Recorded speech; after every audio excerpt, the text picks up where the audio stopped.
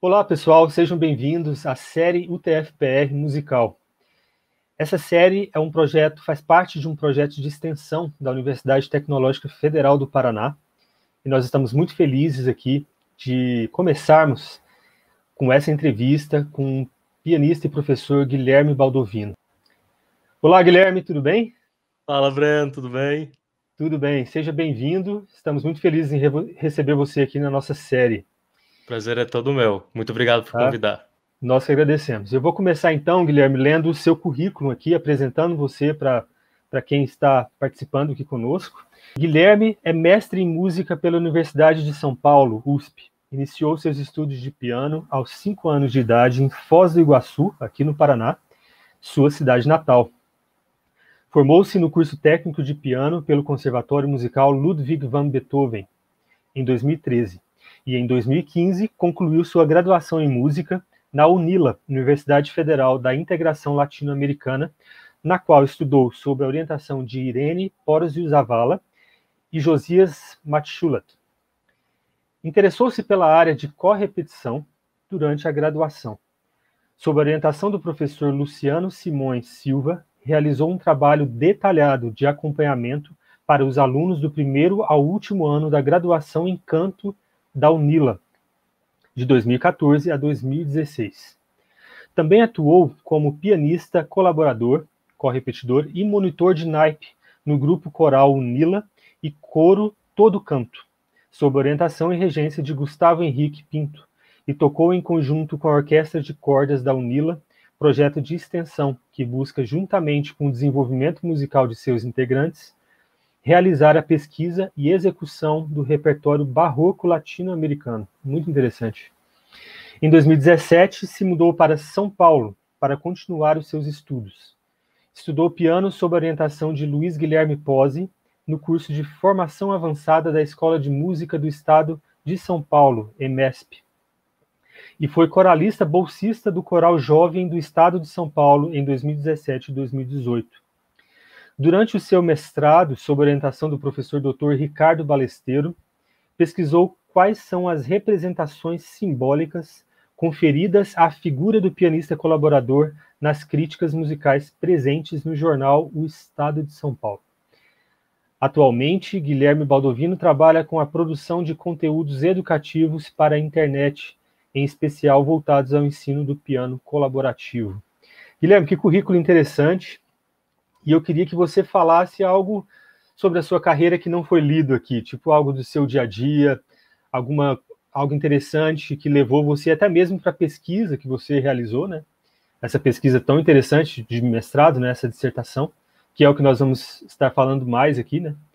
Então, fale um pouco sobre você, Guilherme. Cara, muito obrigado. Obrigadão pelo convite. Tava escutando aqui, né? O currículo tá bem sóbrio, tá bem acadêmico, Sim, assim. tá bem acadêmico. Mas faz parte, né? Por causa Faz da parte, sua é parte do formação. jogo. Uhum. Parte do jogo.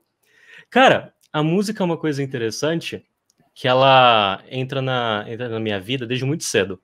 Meu pai era professor de música também. Falo Olha era só. porque ele faleceu tem uns 2 anos. E ele é argentino, fez, se não me engano, Belas Artes na Argentina, veio para o Brasil, encontrou minha mãe. E aí eu e Olha meus só. irmãos nascemos. Tenho mais 2 irmãos. Uhum. E como ele era pianista, ele acreditava que isso era uma ferramenta excelente para desenvolver o raciocínio, a sensibilidade. Ele colocou desde cedo eu e meus irmãos para fazer aula de piano. Sim. Sempre com professores, sempre com outros professores, nos conservatórios da cidade, assim ia. E isso era uma espécie de obrigação por tabela, né? A gente ia para a escola, depois tinha aula de piano, eu e meus irmãos, depois exercícios físicos e assim ia. Uhum. E a gente fazia, a gente fazia por meu pai queria que a gente fizesse, aprendíamos as coisas. Ah, beleza, vou lá tocar música clássica e vida que segue. Nada Certo. assim, uau, como adoro isso, né? Sim. Só que com o passar do tempo, eu comecei a desenvolver um pouco de gosto pela questão musical e bastante gosto pela questão artística em geral. Só que, na época, sem internet, como a internet com conteúdo apenas em inglês, cara. Os únicos conteúdos que existiam na internet eram de masterclasses em inglês, muita coisa atrás de paywall, você tinha que pagar para fazer os cursos. A minha única opção era fazer uma faculdade na cidade. Certo. Coincidiu que no ano que eu ia prestar o vestibular, 2011, eu acho, abriu os 2 cursos na Unila. O curso de música. Então, eu me matriculei na primeira turma, fiz a prova específica, entrei na faculdade, curti muita coisa, principalmente o fato de tocar em grupo, tocar em duos, fiz muita música de câmara, toquei com muito cantor, inclusive foi aí que eu conheci minha esposa, nas aulas de canto, tocando nas aulas, e assim vai. E depois no coral. Ela é cantora. Cantora lírica. Aí, nas aulas, deixa eu tocar pra você, vamos pegar esse repertório. Aí depois das aulas a gente ia conversando e aí, estamos casados. Eu comentei desse histórico porque antes de entrar na universidade eu já mas gente, eu vou fazer a universidade de música pra quê? Eu não quero ser solista. Na minha cabeça, né? Eu achava que a faculdade de música era só ser solista. Eu não tenho pretensão, não quero viver disso, não me preenche, né? Aí o que me convenceu foi, mas eu sou curioso, eu quero entender como funciona isso daqui. Queria entender a teoria, queria entender as regras do jogo, qual que é. Aí tocando nas aulas com os cantores, eu sou muito grato ao professor Luciano, que ele conversava comigo, com minha esposa, muito sobre a área. Falava, cara, aprofunda nisso. É uma área que no Brasil ainda não tem muito profissional. Se você quiser, eu te recomendo tantos nomes. Aí falou o nome do Ricardo Balesteiro, com quem eu entrei em contato, de contatos nos Estados Unidos para eu ir conversando. Foi ele que meio que deu um empurrãozinho assim para vai nessa área que tá legal. Nossa, dava muita dica em aula, foi muito bom, né? Foi muito bom. Ele teve uma influência grande então na sua formação, né?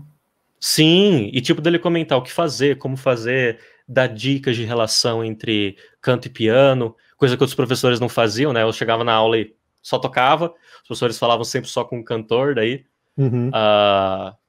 Mas não, o Luciano fala, se escutem, se percebam isso, se ele fizer isso, faz aquilo, responde dessa forma, daquela forma. Dando dicas de como estudar, porque eu estudava sempre na questão de conservatório, preparando uma peça durante 6 meses, às vezes 1 ano. Sim. Aí tendo que pegar repertório para ler com o cantor semana atrás de semana, área de ópera, lead, assim ia. E foi bem legal. Então, assim, quando você entrou no primeiro ano do bacharelado, você já sabia que queria trabalhar com piano colaborativo? Eu comecei a tocar junto, só que essa área só começou a se mostrar clara com o auxílio do professor Luciano depois. Eu acho que no final do primeiro ano, no final do segundo ano, não, eu gosto dessa área. Nem sabia, né, que no Brasil eu conseguiria estudar isso, consegui fazer um mestrado na USP sobre essa área, porque na minha cabeça era só fora, Estados Unidos, Europa, e assim ia. Sim. Mas foi aí que eu me encontrei. E é por isso que a gente tem essa dissertação agora que a gente vai conversar hoje, né?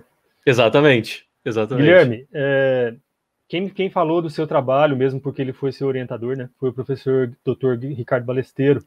E quando eu vi o título, eu já achei muito interessante e já pensei ali em 2020, ano passado, eu falei, eu vou convidar o Guilherme para participar de uma live com a gente. Então, é um assunto muito interessante, eu acho que é algo que é uma conversa que acontece entre os pianistas, pelo menos, né?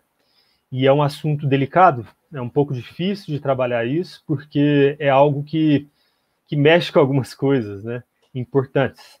Então, eu queria iniciar te fazendo a primeira pergunta, que seria a seguinte. Guilherme, em sua dissertação de mestrado, você investigou as, abre aspas, representações sociais e midiáticas conferidas à figura dos pianistas colaboradores, fecha aspas, destacando os relatos e denúncias de alguns autores, como Katz, Spielmann, Moore, Voss e Lindow. Eu queria te perguntar o seguinte, Guilherme, o que te levou a pesquisar esse tema? Você já falou um pouco agora, eu acho que você já falou ali do início da sua faculdade, o que esse professor representou para você e te influenciou. Então, conta pra gente o que te falou, quando você entrou no mestrado na USP, você falou assim, eu quero pesquisar isso, E quais foram sendo as suas impressões ou as suas sensações durante a pesquisa? Porque quando a gente está pesquisando algo e a gente apaixona pelo tema, né? E você pensa assim, nossa, era isso que eu queria falar na minha dissertação. Se foi isso que aconteceu com você, enfim, como é que foi todo esse processo?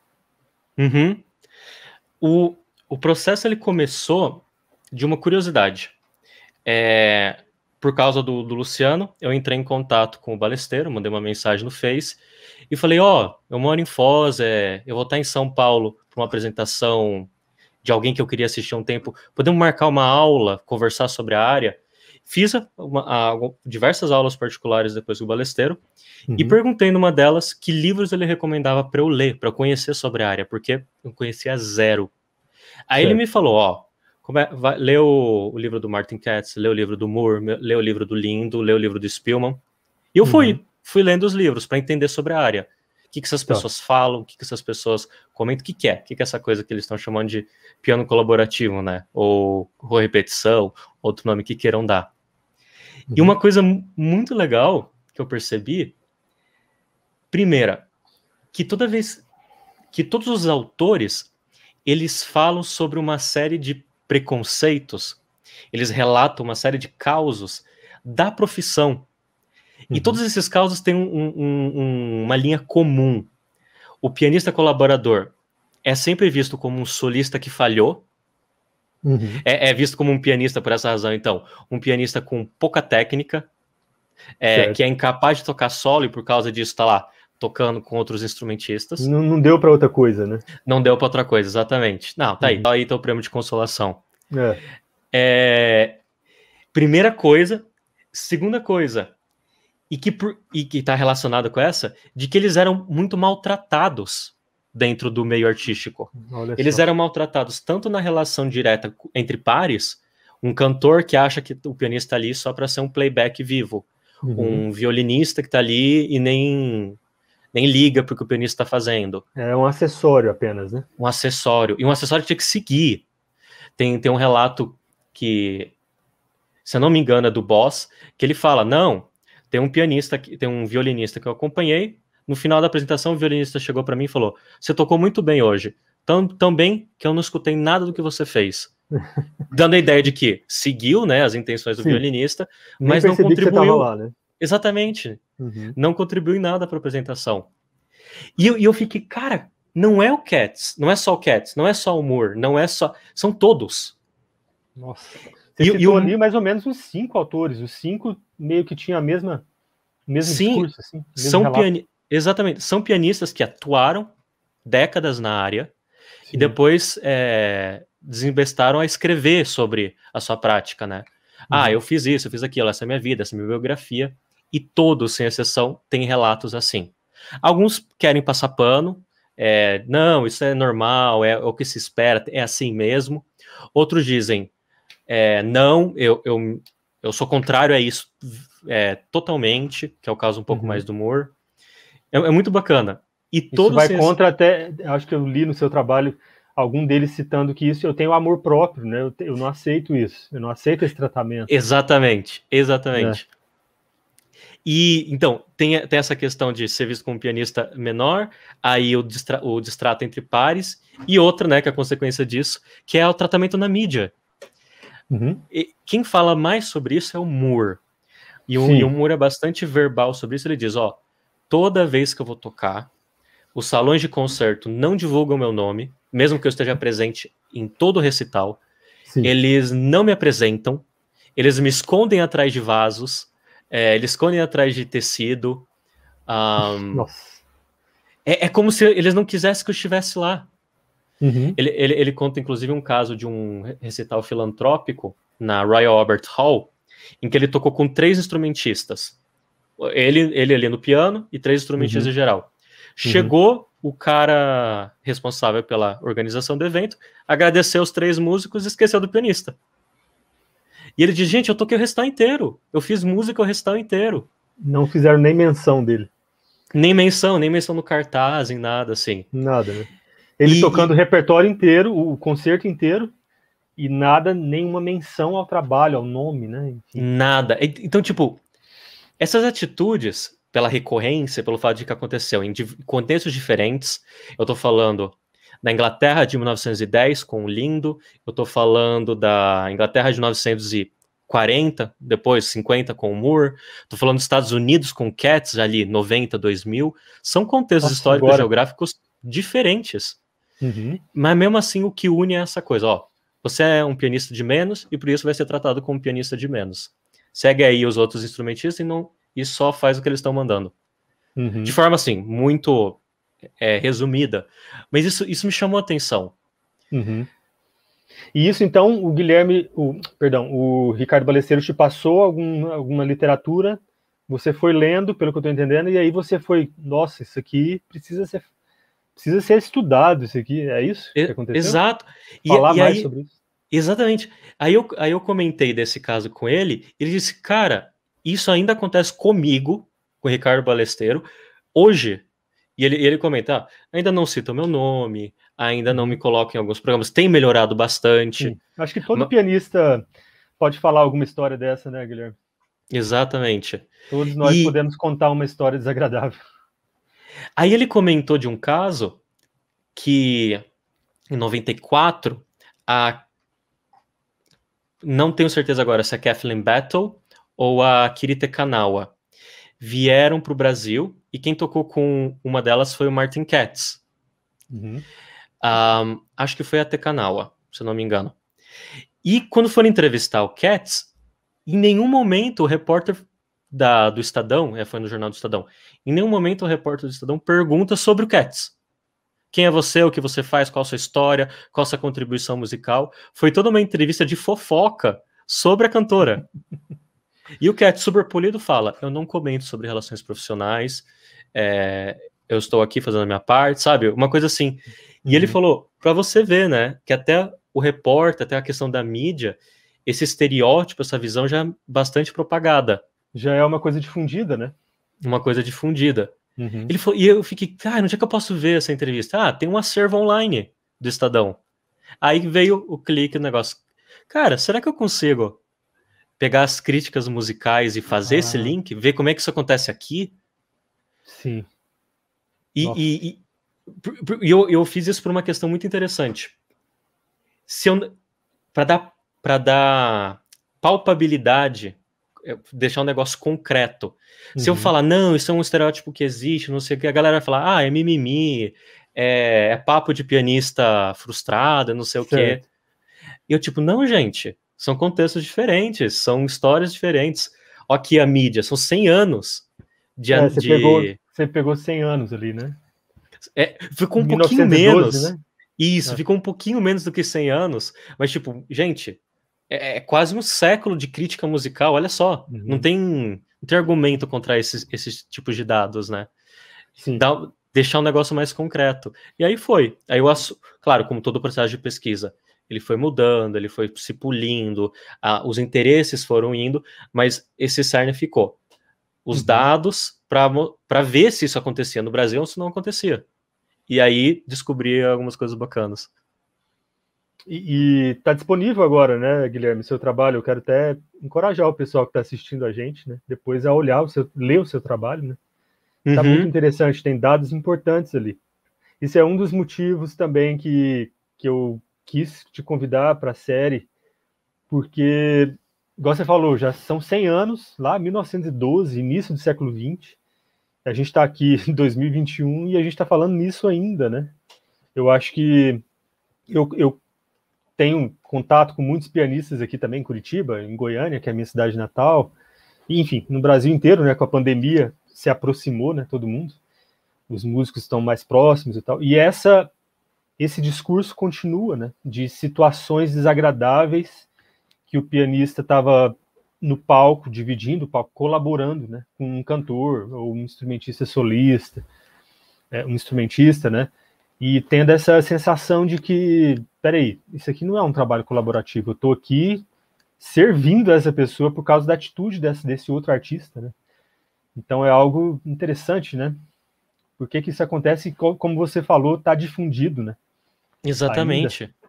Uhum. E o buraco acaba sendo um pouco mais fundo, porque ele está tão difundido que todos os cursos que prometem um desenvolvimento técnico musical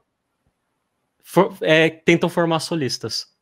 Sim, Nós sim, nós não temos no Brasil muitas pós-graduações em piano colaborativo. Não. O Ricardo Ballesteros começou há pouco, você comentou que tem uma em Salvador, né?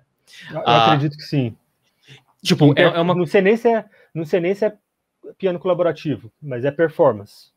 Tipo, posso estar enganado, não sei. Sim, é uma área muito recente no Brasil. Nós temos tantos bacharelados, tantas licenciaturas. Não, o foco é a formação do pianista solista. Uhum. Sendo que não tem área de trabalho, ninguém conta isso para os que estão ingressando na faculdade. Você não vai sair trabalhando como solista. Você vai estar competindo com o Brasil inteiro e muitas vezes com gente que vem de fora do Brasil. O cachê é muito ruim. Não tem como você viver o tempo inteiro desse tipo de coisa. Mas tá aí. Esse discurso imiscuído nas estruturas, né? Na academia, nos conservatórios, na forma como a gente ensina. O buraco é bem assim, mais fundo. É muito interessante. Eu acho que essa ideia romantizada, né, do solista, romantizada no sentido do romantismo mesmo para cá. A meninada entra na universidade, né, no bacharelado lá em piano, sonhando em ser um grande solista, né? E não é uma realidade, né? Isso também te influenciou nessa pesquisa? Sim, o fator que mais me influenciou, na verdade, como eu comentei um pouquinho, cara, eu não quero ser eu já antes de entrar na faculdade, eu não quero ser solista. De onde vem essa ideia? Por que eu acho que a universidade ia me formar como um solista? Não é? Sim. Pela carga horária, pela ementa das disciplinas, pela grade, pela questão também social e cultural, que os estereótipos, né, que a gente acha, né, tudo mais. Mas eu, tipo, não. E ali dentro da faculdade, esse é um outro ponto de contato com os autores, apesar de eu estar tocando muita música, eu estar tocando em muita aula de canto, fazendo muita coisa em música de câmara, por uma questão de escolha, eu deixava o meu repertório do semestre um pouco de lado. Certo. Tipo, beleza, eu tenho 6 meses para estudar isso, eu vou deixar para estudar um pouco mais tarde. Repertório solo ficava... E isso vinha atrelado a uma culpa, uma culpa interna, interiorizada, de tipo, como é que eu tô abandonando o meu repertório? Eu não disse que eu queria aprender, fazer os negócios? E a ironia, eu tô fazendo música, tô tocando mais do que nunca toquei na vida, tocando com outras pessoas, com uma culpa como se eu não estivesse estudando, como se eu não estivesse me desenvolvendo. Sim. E tocando coisas difíceis, sonata de Franck, sabe? Coisas que te dão um treinamento técnico muito bacana. Bastante, sim. Interessante. E quando eu vi que os autores, acho que o Lindo fala bastante sobre isso, eles falam, cara, eu passei por isso. Parece que você não tem outra escolha. Ou você é solista, ou você deu errado. Deu errado, vai ter que tocar vai ter que fazer acompanhamento. Exatamente. E isso foi outro fator para dizer, existe um estereótipo na sociedade, esse estereótipo está misturado em todas as estruturas. E aí, para a dissertação, eu utilizei um conceito do hábitos do Bourdieu, que é basicamente crenças que a gente tem sociais que se tornam materializadas através de estruturas, relações, ações, e assim vai. Tipo, como é que eu, um piá, no interior do Paraná, Foz do Iguaçu, sem internet, sem acesso às coisas, tinha todas essas ideias, todo esse negócio, de onde veio. E tô compartilhando essas mesmas ideias, esses mesmos estereótipos com um cara de 1910, que tá escrevendo um livro sobre isso. Sim, isso é muito interessante, né? Como é que tá tão difundido, né? Eu, que era um menino lá do interior do Paraná, você falou, né? Como é que eu tava já sabendo que era assim, né? Exato. E aí vai um pouco a minha dissertação, tem a ver com estruturas, tem a ver com como toda coisa está construída, a carga horária das universidades, carga horária dos conservatórios. É um processo. A própria prova prática, né? Você tem que fazer. A própria prova solo, prática. Né? Você não tem que tocar, você não tem que fazer música de câmara na prova. Acho que nenhuma aqui no Brasil você tem que fazer música de câmara para ser aprovado, né? Você tem que tocar piano solo ali, obra solo. No mestrado, o Ballesteros ele fez questão, não, repertório de câmara. A USP pediu, acho que 2 peças solo, de períodos contrastantes, o resto tudo repertório de câmara. Tudo de câmara, mas é porque aí era mestrado, né? Exatamente. Já era uma linha específica, né? Mas na graduação esquece, é tudo Na graduação, solo. Uhum. Guilherme, muito interessante. E agora eu queria te perguntar o seguinte, sobre a questão do olhar endógeno, né? Digamos assim, de dentro para fora. Será que a gente pode chamar assim? Uhum. Concorda? Sim, sim. Tá. A partir da comparação das falas dos pianistas, né? Desses autores que você cita, você comenta na pesquisa que percebeu a existência de 3 eixos temáticos comuns. Seria, primeiro, o ensino do piano colaborativo. Segundo, as assimetrias relacionais entre os acompanhadores e solistas. E terceiro, o tratamento midiático, que você já falou um pouco, mas eu queria que você aprofundasse mais sobre esses três eixos e como que você chegou até eles na sua pesquisa. E esse é um exercício bastante de estruturação daquilo que eu li. Todos os autores que eu li são homens, estão vinculados à música europeia, música de concerto, né? Sim. São mais velhos do que eu, não é livros tão atuais. E eles falam das experiências deles dentro do campo artístico. Por isso a questão do olhar endógeno, olhar de dentro. Eles estão falando deles mesmo, da experiência deles, daquilo que eles viram, daquilo que eles escutaram. Um relato bastante autoetnográfico, né? Que a gente chamaria, daria esse nome hoje da academia, né? E beleza, deixa eu catalogar as falas que vêm de dentro, que vêm dos próprios artistas. Eles se queixam desses 3 campos. Eles se queixam de que eles aprenderam tudo na força, na própria força, de forma empírica, não estudaram, nenhum deles realmente, nossa, estudei piano colaborativo, não. Eles que foram os pioneiros nesse sentido. Foi tudo na raça, né? No dia a dia, na necessidade, no que estava acontecendo ali na hora. Que é um excelente... Exatamente, que é um excelente professor. O dia a dia, o trabalho, a labuta. E eles falam dessa coisa, eu não estudei nesses quesitos, eu aprendi fazendo. Isso é maravilhoso. Só que eles se queixam dizendo, gente, eu aprendi muita coisa. Os cursos podem utilizar isso, podem aprender isso, podem falar sobre relação. Sair dessa, como a gente vê em muitas disciplinas de música de câmara, se escutem aí, vocês resolvem. Gente, tem muita ferramenta que dá para usar para lidar com as pessoas. Nossa, com certeza. Desde a capacidade de prever, numa mesma inspiração antes de um cantor começar, você já conseguir prever o tempo de ataque, o tempo que ele demora para articular a consoante ou a vogal com qual ele vai começar o texto. Sim. Então você sabe que ele inspirou aqui, mas vai demorar um pouquinho, você já está preparado. O tempo de vibrato de um cantor, isso influencia muito no ritmo. Coisas assim, muito legais. Guilherme, rapidinho, só te fazer um comentário. Você comentou que acho que o americano Cats, ele é mais do final do século XX, né? 1990, mesmo? Eu acho que o livro dele é de 2004, se eu não me engano. Super recente, né? Eu sou muito ruim com data. Tá, mas o mais antigo deles, qual que seria mais ou menos? O mais antigo deles é do Algernon Lindo. Esse é de 1910. Só que ele tá falando da prática dele de 20 anos. Então ainda, né? Ainda tá aqui, mais perto da gente, né? Não, perdão. O Lindo, que escreveu o livro em 1910, ele tá falando dos 20 anos que ele tocava. Então ele tá falando de coisas que aconteceram em 1900, 1890. Olha só. Então, início do século XX, o Lindo lá no início do século XX, o Cats aqui no final. Exatamente. Final do século XXI. O Cats, ele cita alguma coisa do Lindo? O Cats, ele cita no capítulo final, e ele diz, nós enquanto classe, pianistas colaboradores, já andamos muito. Já se foram os tempos em que a gente tocava atrás de vasos ou atrás de cortinas, e hoje eu consigo me ver muito mais como um igual das pessoas com quem eu toco. Ele fala isso no final e diz, as coisas melhoraram. Só que pela a minha impressão, então agora estou falando da minha leitura, eu acho que dá margem a entender que ainda dava para melhorar bastante. Com certeza. Essa coisa, tudo mais, mas acho que todos nós pianistas que trabalhamos não só com solo, né, com colaboração, música de câmara, acompanhamento, redução de orquestra, né, com cantores e tudo, eu acho que todos nós, como eu falei no início, a gente tem alguma alguma experiência nessa área, né? De falar assim, poxa, me senti desvalorizado, né? Todos nós temos. Exatamente. Gente, eu tô trabalhando pra caramba, um recital inteiro.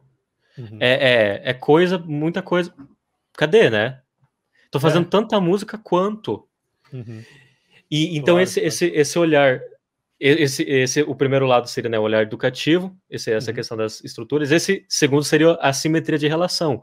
Por que eles só dão bola? Eles só dá um foco praise. maior, né? O foco exatamente é na figura do solista. Porque o cantor tá fazendo música ali junto do piano, ele tá sempre com alguém. Se ele não tá comigo ao piano, ele tá com uma orquestra. Se ele não tá com uma orquestra, ele tá com um grupo de câmara. De onde vem essa ideia de que é solo, ele tá sozinho? Existe toda uma conversa, toda uma troca, uma negociação. Claro, Então, claro. e isso tem a ver, né, com a herança do período romântico, Uhum. toda essa coisa comercial e cultural de sobressaltarem os solistas, imagem, assim vai. Vem Sim. daí, Vem né? muita coisa do romantismo, até o fato do pianista ter que tocar tudo de cor, né? Vem do romantismo. É interessante. Guilherme, essa questão do. Vamos pegar, por exemplo, o cantor, que nós, pianistas, trabalhamos, pianistas colaboradores, trabalhamos muito com cantores, né? Mesmo. Tudo bem que o repertório não é só música de câmara, mas mesmo assim, quando eu estou tocando uma redução de orquestra, são dois músicos ali no palco, né? É camerístico, acaba sendo camerístico, do mesmo jeito, né? Então não tem desculpa, né? Ah, não, isso aqui é um lead. Isso aqui tudo bem, isso aqui é música de câmara. Mas isso aqui é uma redução de orquestra de uma área, né? Isso aqui não é. Então não tem divisão, na verdade, né? Exatamente. Você está fazendo música, você está colaborando um com o outro, né? Você está colaborando para a música, na verdade, não é nem para uma figura específica. Exatamente. Pensa, isso, você concorda? O que você pensa disso? A galera criou hierarquias até dentro do repertório que a gente toca. Isso. Não, se foi composto originalmente piano e outro instrumento, isso aqui que é legítimo. Redução de orquestra, redução de grade, redução de coro, tudo vai caindo. Você tá tocando esse negócio aqui, esquece. É uma hierarquia que não está escrita em lugar nenhum, mas está na prática, né? Tá na prática. Mais uma coisa difundida. Isso eu falei na dissertação, que eu percebi muito nas críticas musicais aqui que estavam presentes no Estadão. A expressão que a gente utiliza para essas questões é acompanhamento musical. Eu estou lá, estou tocando os acordes, estou fazendo um acompanhamento rítmico, harmônico, melódico diversas vezes, junto. E o solista, entre aspas, não gosto muito desse termo, outro músico, ele tá com o material melódico. O que acontece é que os críticos musicais, eles acham, não, já que ele tá com o acompanhamento musical, ele só está acompanhando, ele não está interferindo em nada. E todo mundo que já tocou com outra pessoa sabe que fazer um acorde um milissegundo antes, um milissegundo depois, interfere, influencia. Da mesma forma que outra pessoa fazer um gesto diferente, é tudo um jogo de conexões. Um jogo de troca, de impressões, diálogo, assim vai. Diálogo, exatamente. Uma conversa, né? O pessoal reconhece isso, embora eles não falem. Eu escuto isso bastante de cantor. Ah, mas é tão tranquilo tocar com você. Nossa, vai tão bem, o negócio encaixa. Quantas pessoas não encaixa? Essa sensação, né, de tipo, eu tô prestando atenção, estamos conversando, estamos fazendo. A gente tá fazendo música juntos, né? Exatamente. Claro que daí você tem outra. Essa é a ideia, né? Eu tô aqui pra fazer música contigo. Vamos compartilhar isso aqui. O problema é que daí as pessoas vão falar, não, que beleza, você tá me seguindo, tá legal. Continua assim que eu vou fazer o que eu quero. Peraí. Não é assim. Porque daí você me sobrecarrega, eu tenho que... Tipo, vem comigo aqui, vem comigo. Não, aí já é outro esquema. Sim. E então há uma confusão, né? Uma hierarquia, de novo, de que se eu tô fazendo material harmônico, melódico, rítmico, eu tô fazendo menos, é menos importante que o material melódico. De novo, a gente volta nas hierarquias. E isso retroalimenta também a questão do solista. Então, o solista ali, tá no centro do palco, tá fazendo melodia, o resto é tudo em virtude de. Não. São dogmas, né? São dogmas, coisas que vêm da prática, né? Dogmas criados aí no nosso meio, porque a gente tá falando agora daquele capítulo do seu trabalho da visão endógena, né? Então a gente tá falando de algo dentro. Exatamente. Entre nós, aliás, até entre os pianistas, né? Exatamente. Nem vamos tão... até mesmo entre os pianistas há uma discussão sobre isso aí, preconceitos, dogmas, né? Sim, e a gente faz sem nem perceber. Inclusive, muitas dessas coisas vêm da prática, né? Eu me lembro nas aulas pegando redução de orquestra e ficando, gente, eu não consigo tocar isso daqui. Eu já tô falando da redução para piano feita. É muita nota. Sim. São saltos não é muito pianístico, difíceis, né? de fazer, não é pianístico. Como é que eu faço isso? E com o passar do tempo, fui percebendo, pera, primeira reação que eu tive foi, odeio isso aqui. Não é para piano, isso aqui é horrível. Sim, Depois não é que eu fui entendendo, idiomático, né? exatamente, depois que eu fui entendendo que tem ferramentas, você não toca aquilo que está escrito, você reduz a redução, você escolhe elementos baseados no seu conhecimento de harmonia, de música. Que isso, inclusive... só isso em si já é um trabalho tão sério, né? Nossa, é um arranjo ali no momento. É um arranjo, entra improvisação, já é bem interessante isso que você falou, porque já é um arranjo, já é uma adaptação, eu já tenho que pensar rápido ali, não, isso aqui, né? Um processo de escolha, exatamente. Isso, e o processo até de escuta, às vezes, é procurar ouvir o original, né, com orquestra. Não, isso aqui eu acho que o cantor precisa ouvir essa melodia aqui, esse baixo é importante, porque acho que é isso que muita gente pensa também, e tem muito pianista que leva isso de uma forma meio leviana, e pensa assim, aquela coisa do dogma, né? É redução de orquestra, eu vou fazer uma base aqui, tá bom.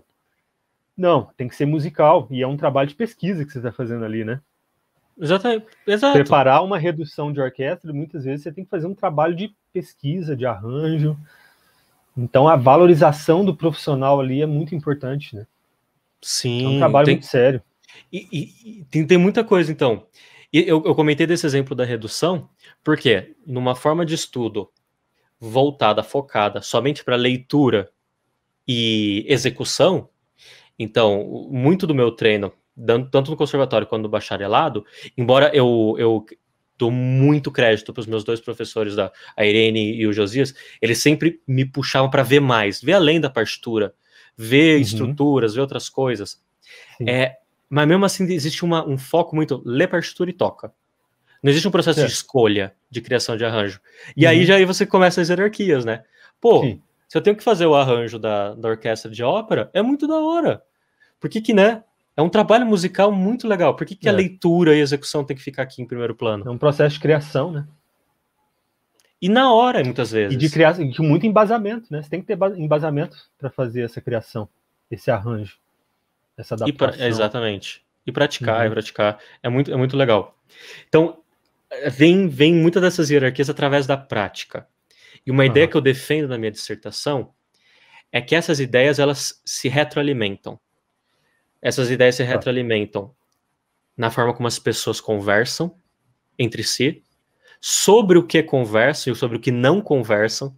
Então, se o pianista não é assunto, por que ele não é assunto? Não é? Por que esse assunto não se fala? Que ideia está por trás? Sobre como as estruturas, o ensino se dá e como ele é feito.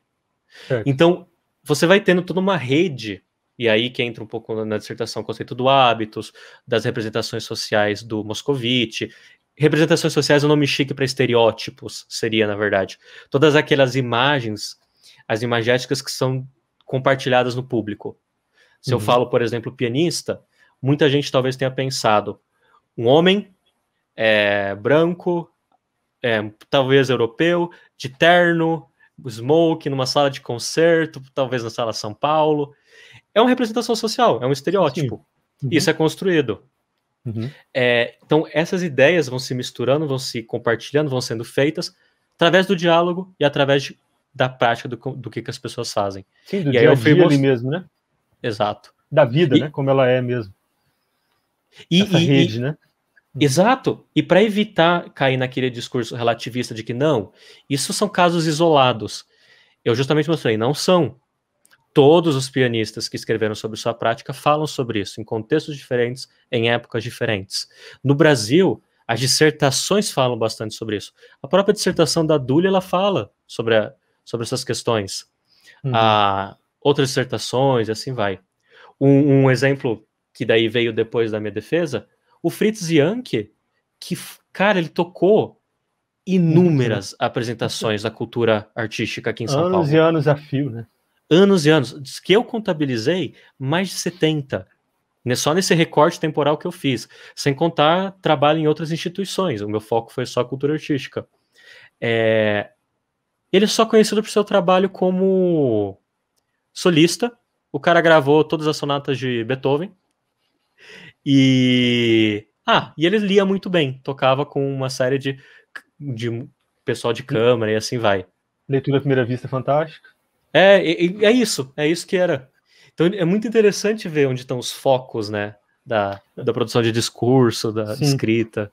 Eu me pergunto, Guilherme, se é por esse motivo, se esse é um dos motivos que muitos colegas nossos, pianistas, não querem trabalhar com música de câmara, com ópera, né, com até musicais, enfim, acompanhamento. Não gosto muito dessa palavra acompanhamento, por isso que eu estou evitando usar ela. Mas tem muitos colegas nossos que falam, não, se for para eu trabalhar com isso, tocar para coral, então, de jeito nenhum. É muito... Será que é por isso? Você acha que isso influenciou? Eu acho que esse é um fator muito forte ainda. É um fator bastante forte ainda. Acho que também existem outras questões de que muitas vezes a gente se começa a fazer um negócio e fica perdido. Como é que eu faço? Como é que eu toco? Como é que eu lido com essa outra pessoa? Será que eu tenho que tocar tudo que está na redução? O fato de não haver... É a falta de orientação, né? Exatamente. O fato de não haver essa orientação também é um fator que afasta as pessoas dessa área. Sim. Tipo, não tem. Eu vou ter que aprender na má? Não, eu prefiro fazer o que estou fazendo. E a questão dos tratos pessoais, eu acho que também influencia, mas tem diminuído. Tem diminuído, sim. Nos últimos tempos, tá todo mundo com bastante tato na hora de conversar. Às vezes escapam coisas, mas daí você vai conversando. Mas acho que os principais fatores são essa questão cultural e a falta de orientação. Tá. No contexto brasileiro, claro. Nos Estados Unidos, desde 47, que já tem cursos de pós voltados para piano colaborativo. Então... mais de 100 universidades americanas têm o curso de Collaborative Piano, né? Exatamente. É bem interessante. Uma coisa que, quando eu fui estudar fora, eu fui bolsista, né? Então eu tinha que trabalhar 10 horas por semana no departamento para pagar o meu custeio e tudo, né? E aí eu trabalhava com 2 cantores. E aí, antes, esses cantores tinham os recitais marcados, e antes desses recitais eles fazem o dress rehearsal, que é o ensaio geral, e que eles levam muito a sério. O ensaio geral é realmente um ensaio geral. E aí, acostumado, meio que, tipo, eu estou com um cantor, mas eu não levanto porque o recital é dele, né? Aí o orientador da aluna, o professor de canto da aluna falou assim, Breno, você precisa levantar também. Quando ela for agradecer, ela vai esperar você levantar e você vai agradecer junto com ela. É junto. Eu achei aquilo tão interessante, né? Falei, nossa, isso é pedagogia. Ele está passando isso para a aluna. Então, são gestos simbólicos. Exato. E ali é uma academia, né? Você está aprendendo até mesmo lidar com o palco, até mesmo lidar com o público, o que eu faço e tudo. Então eu falei assim, no ensaio geral, isso foi quando eu cheguei lá, né? Eu falei assim, será que eu levanto para agradecer também? Ele falou, aí ele viu que eu estava meio, tipo, o que eu faço? No ensaio geral ele falou, você também vai levantar e vai agradecer. Claro, para ele não tinha discussão, né? E isso era com todos os professores de canto lá, eu achei isso muito interessante. Exato, já é outros imaginários compartilhados, sim. Outra cultura que se constrói. É muito assim, é através da como se faz, do que se fala. Então, se aqui no Brasil, de repente, você chega lá numa graduação e o pianista tocando todos os cantores, ele só fica ali, nunca agradece, o que isso passa, não é? Sim. Exatamente. Um trabalho menor, né? Tipo, não, você tem que levantar, por favor. Como é que a gente faria esse recital sem um pianista, né? Tipo, exatamente. Não querendo fazer o efeito, não querendo fazer o contrário, de acharmos que nós somos... Não, mas é um trabalho colaborativo, é igual. Gente, é diálogo. Assim, se fosse... Eu compartilho uma visão um pouco mais radical, talvez. Se fosse solista, é a capela. sabe? Acabou. A única situação que eu defenderia essa nomenclatura se fosse a capela. Tem outra pessoa, é outro diálogo. É outra forma de relacionar. Uhum. Concordo plenamente. E é complicado, porque todo o meio didático ensina cantores, violinistas, flautistas, não, vocês vão ser solo. Ou vocês vão tocar em orquestra, que daí é outro nível também. Mas é tipo... E aí você chega alguém e fala, não, você não tá tocando comigo. A galera vai ficar... Você tá tocando pra mim. Tipo... Coisas assim compartilhadas, mas que a gente só percebe fazendo. Uhum. Guilherme, na sua carreira, assim, como pianista colaborador, você já teve alguma experiência desagradável? Não precisa citar nomes, se não quiser, óbvio. Mas alguma coisa que você lembre, que você queira compartilhar? Além daquela coisa cotidiana de, tipo, tem um recital marcado há 6 meses, mas a pessoa me manda a partitura uma semana antes, 2 semanas antes, tipo, como se eu não fosse construir o recital, né? Que isso acontece bastante, mais do que daria para aceitar. Aconteceu uma vez num convite para um concurso de música aqui em São Paulo, que uma pessoa chegou para mim e falou, vai abrir esse concurso, o prêmio é tantos R$1.000, acho que era R$4.000, eu não tenho dinheiro para te pagar, o que você acha da gente treinar para o concurso, e se eu ganhar, eu te pago R$400 desses 4.000. E no momento eu fiquei assim... Eu tentei ser mais educado possível. Eu falei, eu trabalho da outra forma. Ou você me paga os 400 agora, pagando pela minha hora de ensaio, e assume o risco de ganhar ou não o recital. Aí é o risco financeiro por parte da pessoa. Ou a gente divide metade se a gente ganhar, porque daí é um risco financeiro das duas partes. Aí a pessoa, vou pensar, e assim desconversou, e contratou outro pianista. Não sei qual foi o acordo. Não. Mas é tipo, por quê? Entendeu? Foi uma proposta bem da indecente, hein? E foi engraçado, eu fiquei depois... Mas a pessoa falou com tanta naturalidade, tipo... Gente, tô fazendo uma baita de uma oferta. Olha que privilégio, olha a oportunidade que você tá tendo, né? Exatamente. Se eu ganhar, eu te pago 10%. Exatamente. Nem é tudo sobre dinheiro também, né? É a postura, né, Guilherme?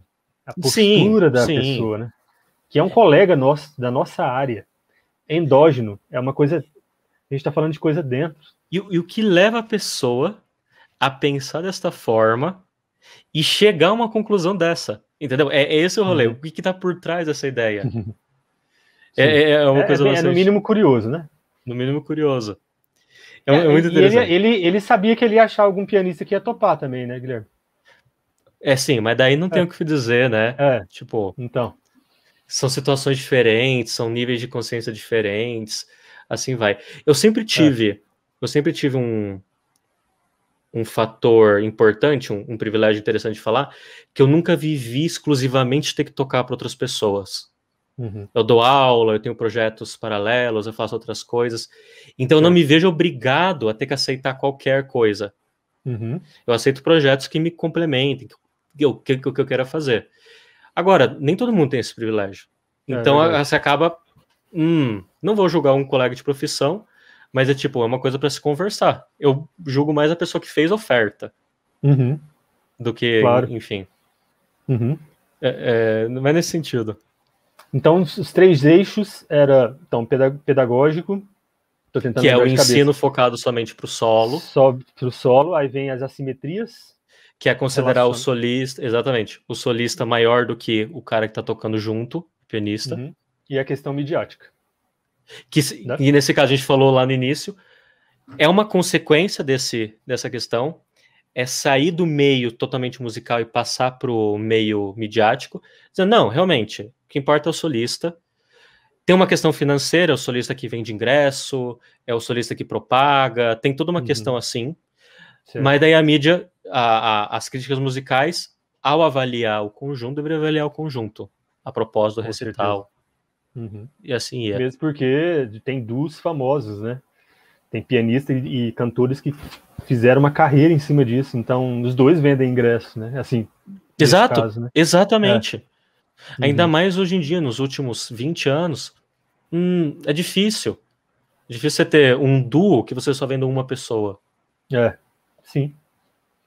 Interessante. Que é uma conquista, é uma baita de uma conquista. Eu tenho uma experiência, eu acho que eu estou à vontade para contar. Em 2020, teve um concurso bem importante de canto. E foi online. E aí eu estava assistindo alguns vídeos, porque eu tenho trabalhado bastante com cantores e tudo, e fui dar uma olhada, né, ver o que estava acontecendo. E teve uma venezuelana, uma cantora venezuelana concorrendo nesse concurso lá. E ela olhou pro pianista e citou o nome dele no vídeo, né? Porque você tinha que mandar vídeos, né? Tá tudo online, né? E ela falou, eu sou fulana e esse aqui é o pianista fulano de tal. Eu falei assim, caramba, ela foi a primeira que fez isso. Ela foi a primeira e de todos os vídeos que eu vi, acho que tinha ela e mais pouquíssimos cantores que citou o nome do pianista, que estava aparecendo no vídeo. Né? Além da sonoridade, além da música, estava aparecendo o rosto, as mãos, o corpo daquele músico. Tá e aí ali. quando... tá ali. Porque o que é um concurso de canto sem os cantores e sem os pianistas? Não Exato. tem como. A não ser que contrate uma orquestra para tocar com todo mundo. Não. Nem na Europa isso acontece. Então, quando ela falou aquilo, eu falei, quem que é essa mulher? Eu fui procurar, era uma venezuelana. Não lembro o nome dela agora, deveria até lembrar, porque foi um ato... Ela foi rara naquele momento, ela era a única que fez isso. E aí eu comentei aqui em Curitiba, em algumas redes, eu falei assim, nossa, essa cantora citou o nome do pianista. Aí deu uma conversinha, assim, o pessoal falou, mas eu sempre falo o nome do pianista. Então são situações, assim, que muitos cantores, não vamos falar que são todos também, né, Guilherme? Tem cantores que são muito... Claro. Que são musicistas incríveis, parceiros mesmo, colaboradores, né, no projeto, no restauro e tudo. Mas tem uns que realmente esquecem e nem citam, e tá tudo bem, é assim mesmo, sempre foi assim, desde Não vem 1900. problema, né? Não tem problema. Não, ele nem lembra. Para ele tá tudo certo mesmo. Ele não fez por mal. É aquilo que você falou do hábitos. O nível de inconsciência daquele hábito, daquela representação que já tá ali consolidada, solidificada. Exato. Eu achei bem interessante. E aí, desculpa te cortar. Aqui em Curitiba rolou nas nossas redes ali algumas conversas, tipo, nossa, mas que isso? Então é igual você falou, o seu trabalho está bem interessante, porque eu acho que o fato de você ter pensado assim, eu tenho que trazer dados para não ficar parecendo mimimi. E eu achei parabéns pelo seu trabalho por isso, porque você trouxe dados, tem um embasamento na literatura, né? Enfim, está bem trabalhado isso, e é algo, não está mimimi seu trabalho. E, na verdade, essa conversa que nós estamos tendo aqui não é um mimimi, porque todos os pianistas têm uma experiência dessa. Não é verdade? A dificuldade, inclusive todos os pesquisadores do social falam, a dificuldade da pesquisa com estereótipos já tão consolidados é mostrar esses estereótipos como uma coisa estranha, não como uma coisa normal, consolidada. E mostrar que é uma questão que se repete, eu diria até o termo estrutural, e não é questões isoladas. O maior contra-argumento para qualquer tipo de coisa é, mas aconteceu com você, Breno, só esse ano. Não acontece com mais ninguém, não é o normal. Aí você pega as apresentações, não, pera, é o normal. Tá aqui, ó, apresentação 2021 não, 2020 não, 2019 não. E assim vai indo. Você desbanca esse argumento. Olha, é realmente estrutural, vamos cuidar. É um gesto simbólico, é importante. Sim. Eu acho que nós pianistas temos que ter consciência disso também, né? E começar a falar, né? De repente tentar mudar esse hábitos, essa coisa que está instalada, né? Né? Exatamente. Guilherme, prosseguindo aqui, sobre a questão acho que seu capítulo 4, você fala sobre o olhar exógeno, né? Ou seja, de fora para dentro agora. Estamos falando, isso, dos críticos para olhar as apresentações. Isso. Aqui você analisou as falas, entre aspas, dos críticos musicais. Os pianistas colaboradores, na sua opinião, eles são representados nas críticas musicais? Se são, como são? E se essas representações são satisfatórias? Legal.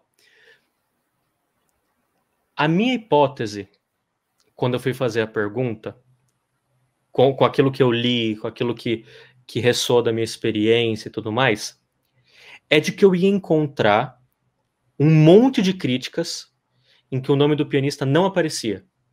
Tipo, um monte. Na minha cabeça, esse monte, eu tô falando acima de 60%. E eu achava que ia ser uma coisa constante em todos os recitais. Aí vem a pesquisa e me mostra, opa, peraí, não é bem assim. São poucas, são 13%, se eu não me engano, são 30 e pouquinhas apresentações que os críticos não falaram nada dos pianistas que tocavam. Mais de 30%. É um pouco... Não são 100 apresentações, são mais, são 270, se eu não me engano. São 100 anos. Eu peguei, eu vou voltar um passinho, eu tive que recortar o objeto. Seria impossível pegar todas as apresentações com piano colaborativo em São Paulo durante um século. Não tem tempo que chegasse para analisar tudo isso. Então, o que eu fiz? Eu escolhi uma instituição que eu pudesse ir no acervo e pesquisar quais foram as apresentações. A instituição que eu escolhi foi a Cultura Artística aqui de São Paulo. Receberam muito bem, agradeço todo o pessoal ali do trabalho, consegui ver o nome dos pianistas nos programas, um trabalho muito, muito sério, muito bacana. Com posse desses nomes, dessas apresentações, eu fui para o acervo online do Estadão e procurei as críticas das apresentações. E muito comumente tinha... Isso, hein? É um trabalho muito grande. Às vezes a crítica estava no dia seguinte, outras vezes a crítica estava uma semana depois. Então fui lá eu vendo jornal por jornal, porque o sistema de OCR do acervo é bem ruinzinho, então eu tinha a data do recital, e ia pesquisando toda aquela semana, mais do que a semana não ia dar, são 200 e tantas apresentações, aquela semana para ver se eu tinha crítica. Encontrei bastante. Dessas 270, tô falando 270, eu acho que é um pouquinho menos, 240, enfim, fala mais de 200. A memória não me ajuda. Foram 30 e pouquinho que não apareceu o nome do pianista. Assim, percentualmente, não era a quantidade que eu estava esperando. Isso me deu um dado, que legal, que bom. Não aconteceu tanto isso aqui quanto eu esperava. Mesmo assim, 30 apresentações. Pô, foram 30 e não foram só num contexto histórico, foi durante os 100 anos. O que eu percebi, que foi a parte mais legal do trabalho, é de que mesmo presente nas críticas, na grande maioria, aí eu tô falando quase 40%, a única coisa que os críticos falavam era acompanhado ao piano excelente de Fritz Jank, acompanhado pelo piano brilhante de Souza Lima, associado pela excelente pianista Antonieta Rudge-Miller. Só um pequeno parênteses, a Rudge-Miller tem uma carreira assim como pianista solista gigantesca no Brasil. Mesmo assim, algumas críticas tá lá ela ali, só a pianista. Uma nota pequena, igual o Moore fala, né? Exatamente. O nome lá no rodapé, assim, você pega uma lupa, você consegue achar. E eu tô falando, para todo mundo que tá escutando, eu tô falando de críticas grandes, tô falando de críticas de 3, 4, 5 parágrafos, era a média. Não era uma notinha, que só dava tempo para falar isso. E mesmo quando era repertório de música de câmara? Mesmo quando era repertório de música de câmara. E isso era uma atitude que se mostrou recorrente. Então você junta as 30 críticas que não apareceu, esses 40% que só tem um nome, pô, já é metade das apresentações que os críticos não falam nada. Por isso que daí vem o título do meu trabalho, o pianista é invisível.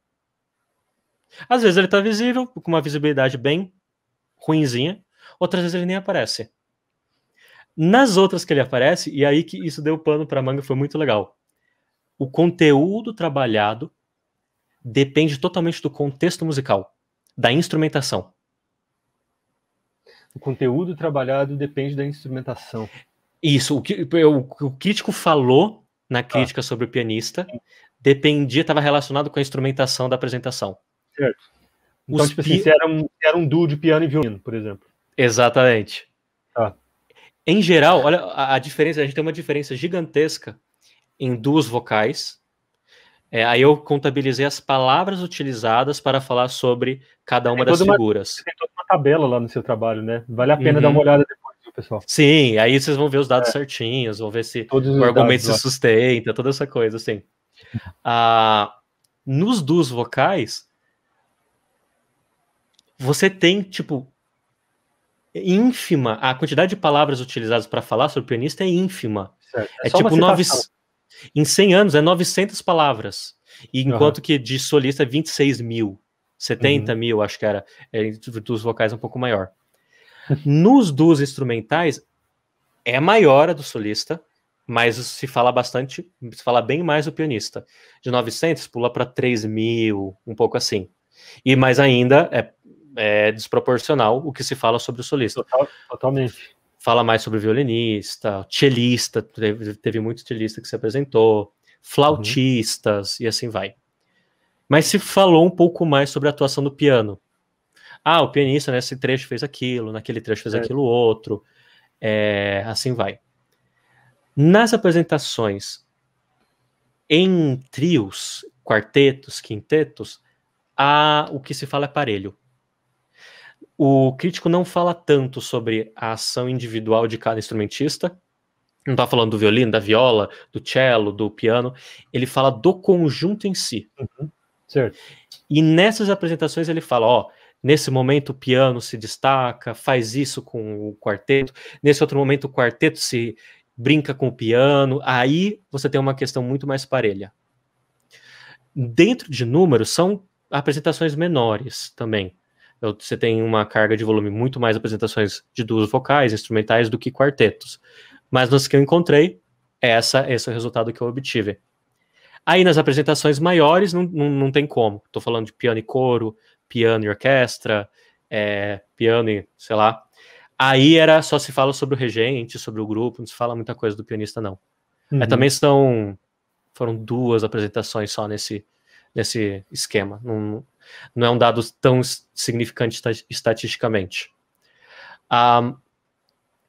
Fora isso, então, tem essa diferença através do contexto. Quando se fala mais do pianista, quando se fala menos. Se fala muito menos nos duos, e se fala bastante nos grupos, trios, quartetos e assim vai. É muito legal isso. Então, depende do contexto, depende da visão do crítico sobre aquela apresentação. Certo. Outro fator tem a ver com o campo semântico das palavras utilizadas. Nos duos vocais, o campo semântico nos duos vocais instrumentais, o campo semântico está relacionado a tecnicismo, cumprimento, ou seja, cumpriu bem a tarefa, atuou conforme o que a pessoa falava, tem todo um aparato tecnicista. Não, fez o seu trabalho. Tá aí, joinha, pontos para você, e assim vai. Nos trios para cima, o campo semântico é muito mais subjetivo, é muito mais artístico. Cores, fraseado, inclusive de questões musicais, né? Articulação, mostrando como as duas coisas, inclusive, se relacionam, né? Como o pianista era visto nos diferentes contextos. Nos duos, como um acessório, um técnico, de uma forma muito radical, um playback, né? E nos trios, não, ele é um músico, tá ali. Bem conceitual, né? Cada formação. E às vezes você viu se era o mesmo crítico, inclusive, Guilherme, ou não deu para ver isso? Eu não tive tempo de sistematizar por crítico. Inclusive, porque muitas das críticas não são assinadas. Olha. Tem essa é uma dificuldade que veio da pesquisa. Tem muitas críticas que não são assinadas, tem outras que só tem iniciais. CH é uma das iniciais que mais aparece. Interpreto eu. Crítica? Certo, perdão.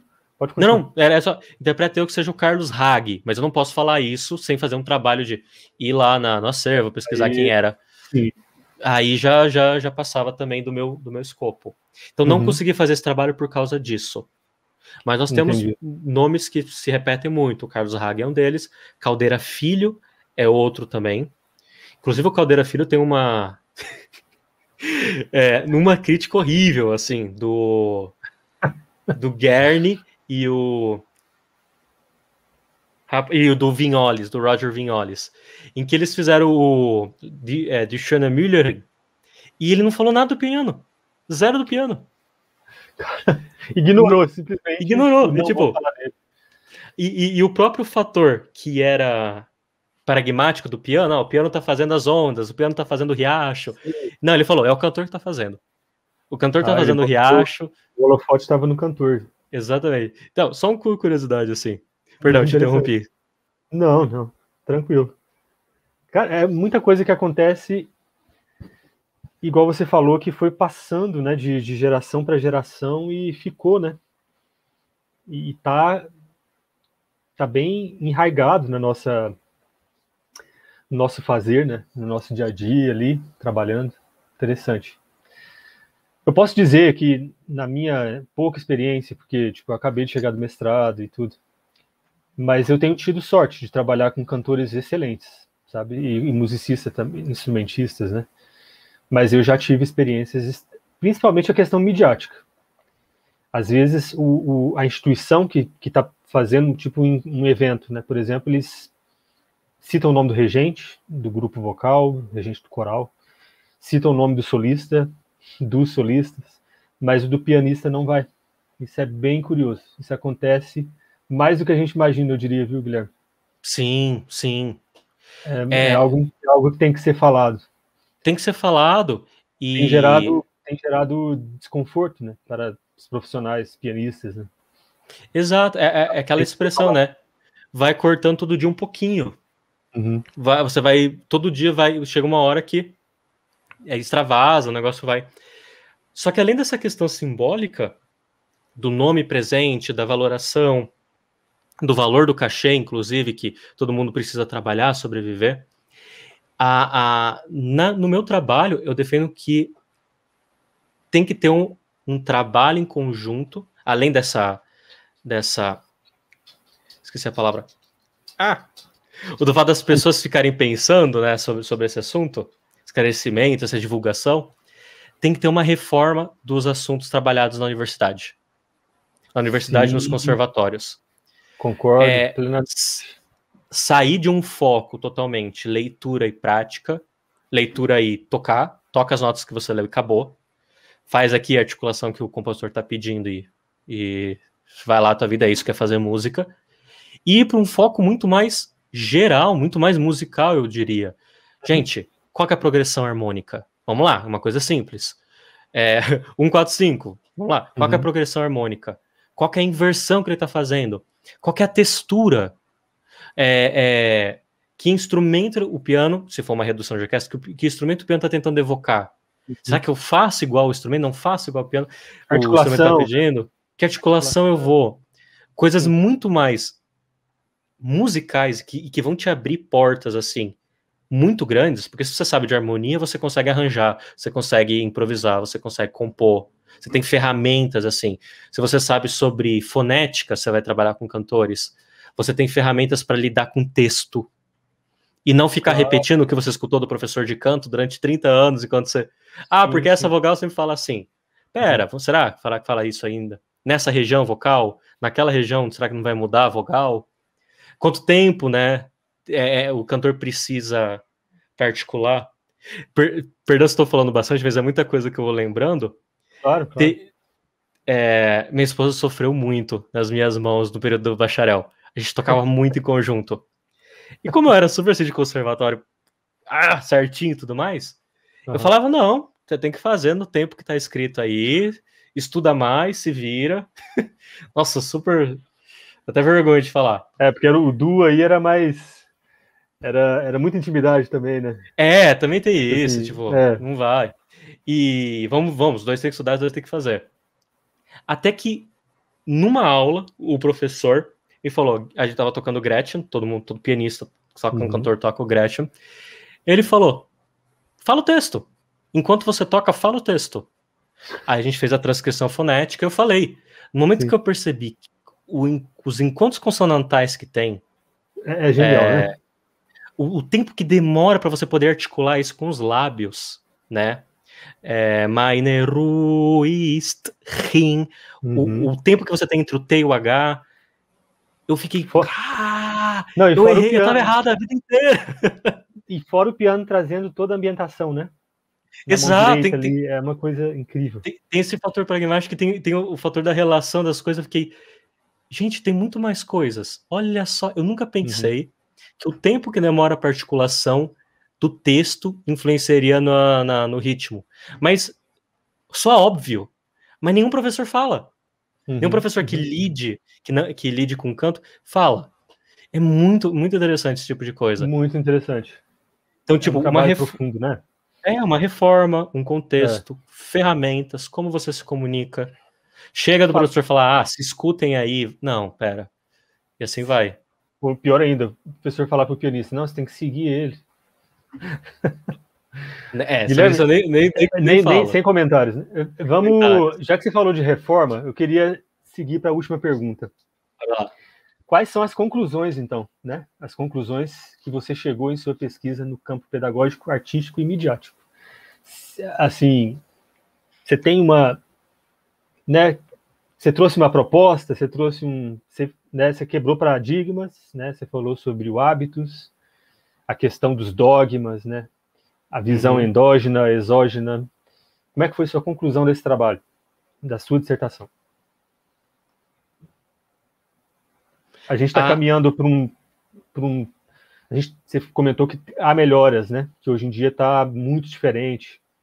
Tem muito interesse pela área, tem muita gente, apesar de todas as coisas jogando contra, tocando em conjunto, fazendo grupos, tem muita gente fazendo.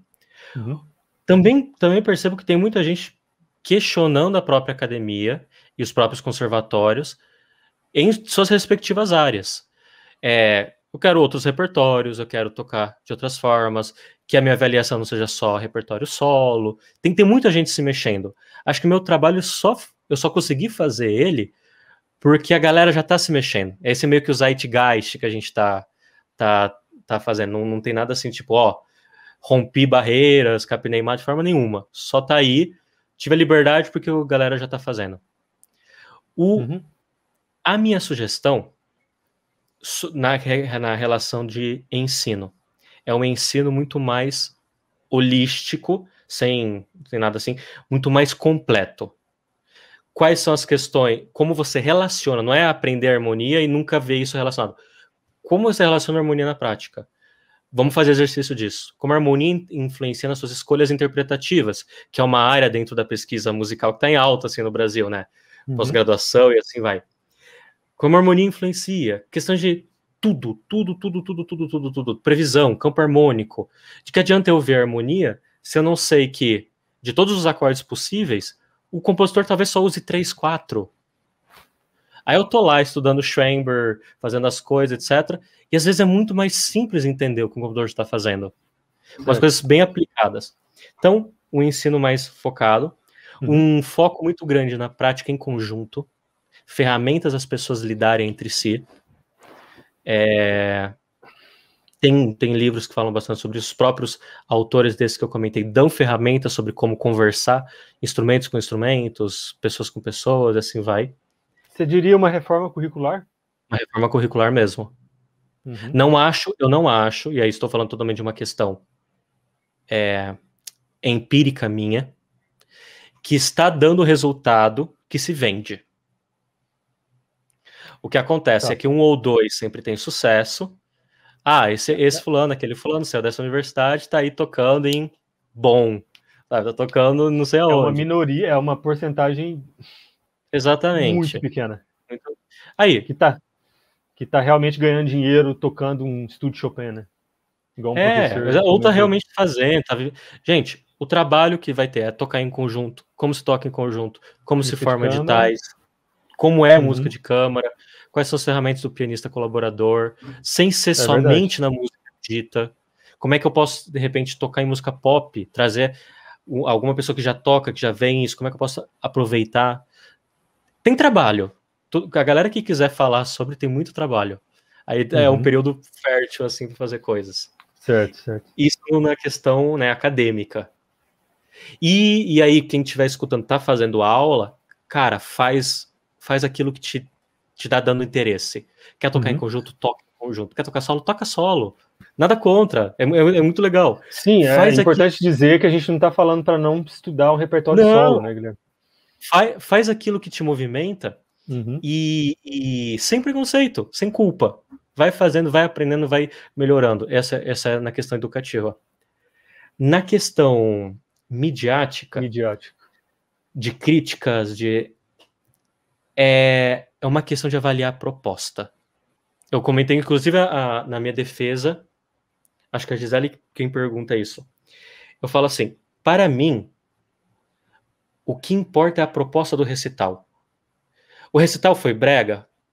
Era a proposta ser brega? Era! Cara, então foi maravilhoso. Como é que eles pegaram esses elementos brega e dentro da proposta fizeram alguma coisa? Nossa, funcionou, ficou legal. Era para ser uma coisa vanguarda? Funcionou? Funcionou. Sabe? Quais são as propostas? Só que as propostas têm que estar claras. Como é que conversa? Como é que os instrumentos se relacionam? Eu quero fazer uma coisa de vanguarda, mas daí fica xoxo. Não, a proposta falhou.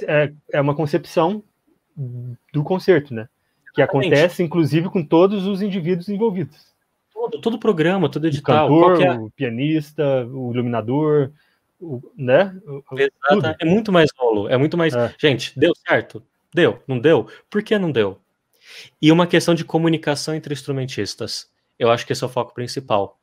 Que existem muitas nuances que existem e que talvez um crítico consciente perceba, olha só, vem daqui, vem dali, influencia aqui, influencia ali. Tem umas coisas bacanas assim. Então, de recital, uma questão de proposta. Porque o que eu percebo é que a galera quer que o recital seja sempre daquela forma que o crítico acha legal. Se o crítico acha legal um recital aos moldes tradicionais, qualquer recital de vanguarda vai ser ruim. Se o crítico acha que um recital de vanguarda é o bom, qualquer normal, mais tradicional vai ser ruim. Ele não é imparcial, né? Gente, qual é a proposta? Funcionou? Legal. Bola pra frente. Sabe? Essa é uma coisa assim que a arte te liberta nesse sentido, te deixa essas opções. Funcionou. E na questão de pares entre si, eu vou falar da minha posição de novo, privilegiado, porque eu tenho outras fontes de renda, eu tenho outros interesses. Se possível, tentar trabalhar com pessoas que encaixem com você, que funcionem, que você consiga, né, tocar com a pessoa, conversar, negociar. Claro.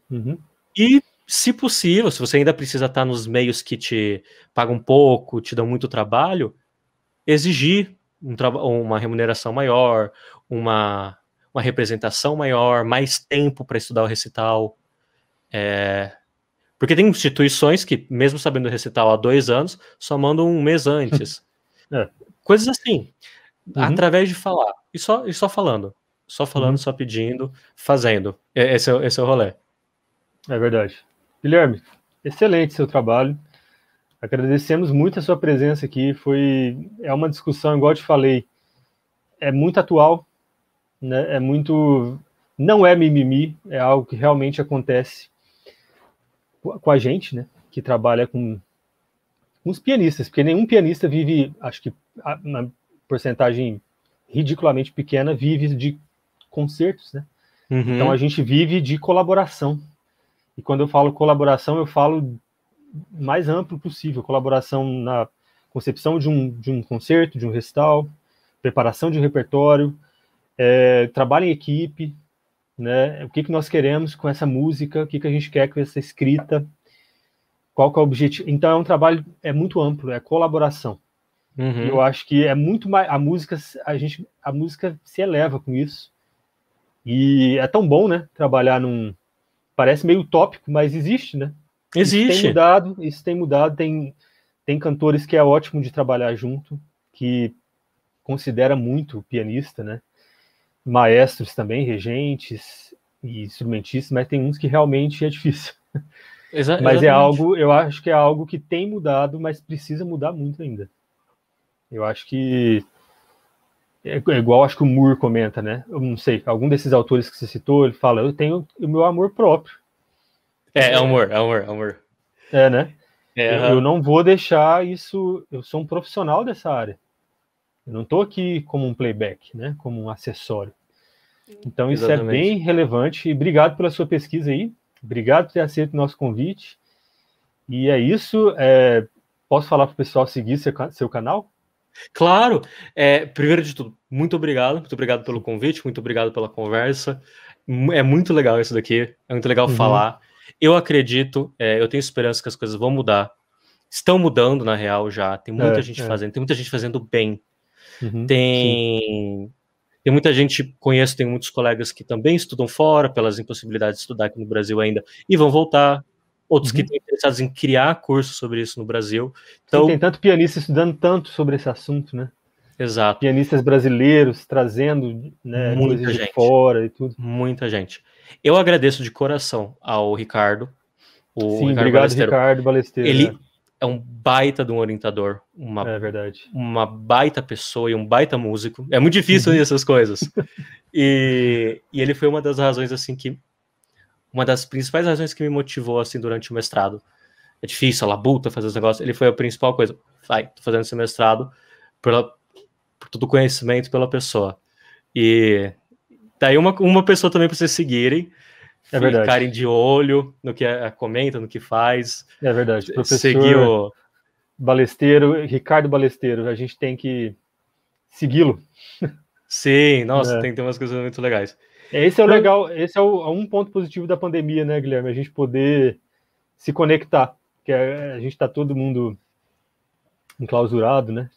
Nossa, total. Então acho que aumentou, né? Essa rede foi só aumentando. Né? Eu conheci o Ricardo Balesteiro. Acho que se não fosse a pandemia eu não teria o conhecido, e tantos outros pianistas e músicos aí desse Brasil, tanta gente fazendo um trabalho incrível, né? Tem o Guilherme Montenegro, tem a Duli, tem a Adriana tá fazendo um trabalho bastante legal, tem a Lúcia Barrenechea, tem uma galera fazendo um trabalho. Eu comento mais de quem eu conheço, que eu trabalhei, né, ultimamente, mas tem uma galera fazendo. Sigam todo esse pessoal, colhem, perguntem. É muito legal. O próprio Breno com os vídeos, essa coisa de divulgação. Sim, então, vamos seguir um ao outro, né? Exatamente. Fortalecer a rede, né? Mudar o hábito. Eu acabei que não falei, né? Se vocês quiserem seguir, eu tenho um Insta, Guilherme Baldovino. Acho que como tá escrito aqui, Baldovino. No Insta, o YouTube e um Face. Eu tô com planos de liberar alguns vídeos sobre piano colaborativo também, umas coisas um projeto pessoal que eu tô fazendo. Então, se quiserem já estar inseridos nesse meio, só seguir lá. Claro, tá valendo. Eu acho que eu posso colocar o link também da sua dissertação, né? O pessoal lê. Pode. Acho que é legal, né? Tá no banco da USP. Você me mandou o link, eu vou colocar depois lá para o pessoal seguir. E Guilherme, mais uma vez, muito obrigado. Agradeço a todos que estão aqui conosco. E vamos lá, vamos seguir, vamos fazer música juntos, vamos colaborar. Essa palavra collab, não é só na área da música, é algo que está em qualquer área de conhecimento hoje em dia. Trabalhar sozinho, ou achar que trabalhar sozinho, é uma coisa que está até fora de moda. Então, acho que é uma coisa que fica aí para a gente pensar, né? Exatamente. Não é só na área da música, não. Não é só no piano. Trabalhar em colaborativismo é muito mais interessante, flui mais o trabalho, tem coisas que acontecem de uma forma que só acontece quando você está colaborando com alguém e deixando colaborar, né, e se doando num projeto, e aí projeto, recital, qualquer coisa, né? Então, Guilherme, obrigado pelo seu tempo aqui com a gente, e até a próxima então, pessoal. Até a próxima, obrigadão. Obrigado a você.